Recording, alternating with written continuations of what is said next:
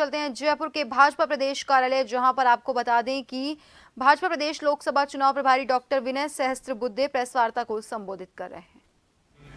Party ने मुझे चुनाव प्रभारी का जो दायित्व दिया उसको निभाने की हम कोशिश कर रहे थे और अब से कुछ ही घंटों में जब चुनाव प्रचार दूसरे चरण का भी समाप्त होगा तो कुल मिलाकर इस प्रचार अभियान में जो जो हुआ है उसकी जानकारी देने की दृष्टि से आज इस प्रेस वार्ता का आयोजन किया गया है। जैसे कि हम सब जानते हैं कि भारतीय जनता पार्टी हमेशा सभी चुनावों को बहुत गंभीरता से लेती है। वोटर, मतदाता और उसको हमारे काम का हिसाब किताब देने की आवश्यकता को एक उच्च जनतांत्रिक मूल्य के रूप में हम देखते हैं और इसलिए माननीय प्रधानमंत्री समेत सारे वरिष्ठ नेता राष्ट्रीय स्तर पर, प्रदेश स्तर पर और सभी जिला, मंडल, शक्ति केंद्र और बूथ स्तर के कार्यकर्ता जी तोड़ मेहनत करते हैं। अपने परिश्रम और प्रतिभा के माध्यम से लोक शिक्षण भी करने की कोशिश करते हैं, क्योंकि हम ये मानते हैं कि किए हुए काम के आधार पर मतदाता ने अपना निर्णय करना चाहिए। और इसलिए जैसे कि आपको याद होगा 2014 में ही माननीय प्रधानमंत्री जी ने सत्ता में आने के पश्चात पॉलिटिक्स ऑफ परफॉर्मेंस इस शब्दावली का उपयोग किया था। परफॉर्मेंस के आधार पर आप चुनावी मैदान में अपना निर्णय करें और ऐसा निर्णय करेंगे तो आप स्वाभाविक रूप में भारतीय जनता पार्टी के बारे में ही निर्णय करेंगे अनुकूलता से, क्योंकि परफॉर्मेंस की जो बात हम करते हैं वो हिम्मत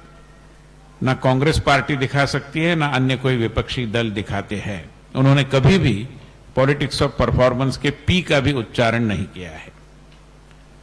तो ऐसी स्थिति में जो प्रबोधन और लोक शिक्षण जिसको हम बहुत प्रधानता देते हैं, उसमें विगत 40 दिनों में केंद्र के हमारे कुल 14 वरिष्ठ नेता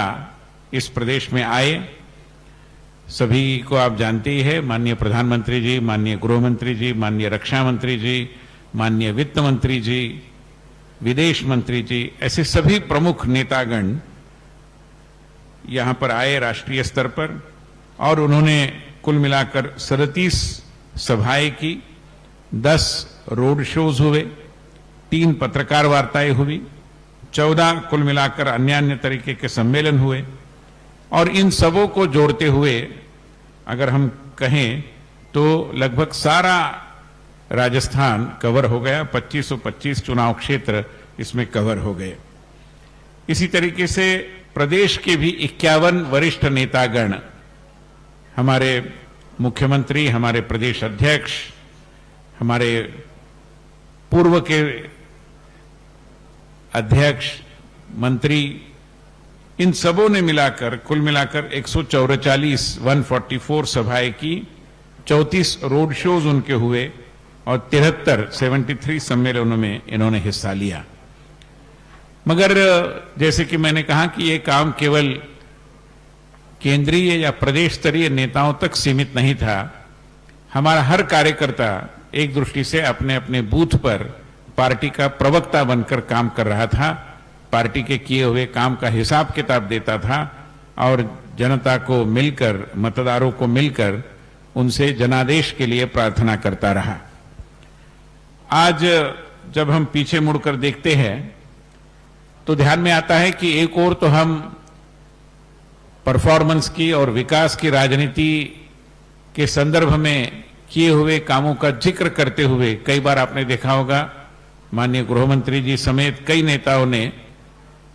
हमारे और कांग्रेस की सरकारों में विकास के संदर्भ में सोच में कितना अंतर है इसका आंकड़ों के साथ उन्होंने खुलासा किया था, स्पष्टीकरण किया था।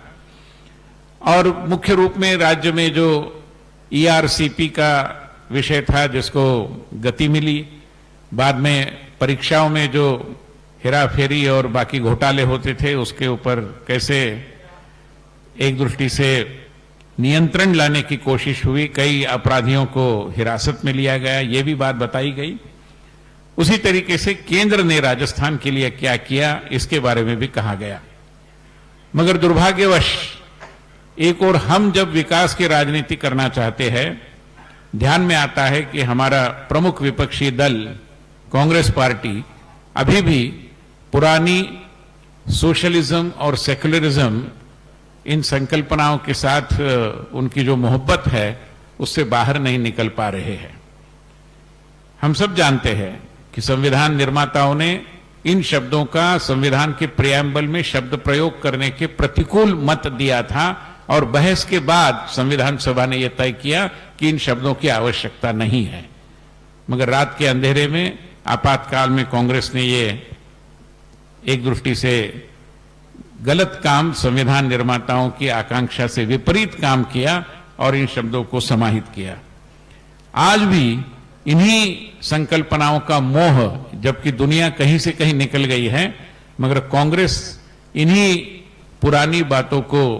चिपकी हुई बैठी दिखाई देती है, जिसके कई उदाहरण सामने आ रहे हैं, जिनमें से 5 प्रमुख बिंदुओं को मैं आपके सम्मुख लाने की कोशिश कर रहा हूं। कल शाम से कांग्रेस की जो ओवरसीज बॉडी है उसके अध्यक्ष श्री सैम पिट्रोडा ने इनहेरिटेंस टैक्स की बात की है और अमेरिका जैसा होना चाहिए ऐसी वकालत की है। अभी अमेरिका वाले कहते कि हमारे यहां भी ऐसा नहीं है, सच क्या है वो लोग जाने, मगर उन्होंने ये कहा है कि इनहेरिटेंस टैक्स जैसा कोई घर के कुटुंब प्रमुख की अगर मृत्यु होती है तो उसके वारिसों को वो सारा पैसा या उसकी धन दौलत न मिले, संपदा न मिले, उसका कुछ प्रतिशत मिले, बाकी सारा सरकार के पास जमा हो, इसकी वकालत श्रीमान पिट्रोडा ने की है। कांग्रेस के कुछ नेताओं ने पार्टी को इससे अलग किया है, मगर उससे कांग्रेस की सोच का जो एक दृष्टि से उसको जो उजागर करने का काम पिट्रोडा महोदय ने किया है, जो अभी भी ओवरसीज इंडियन कांग्रेस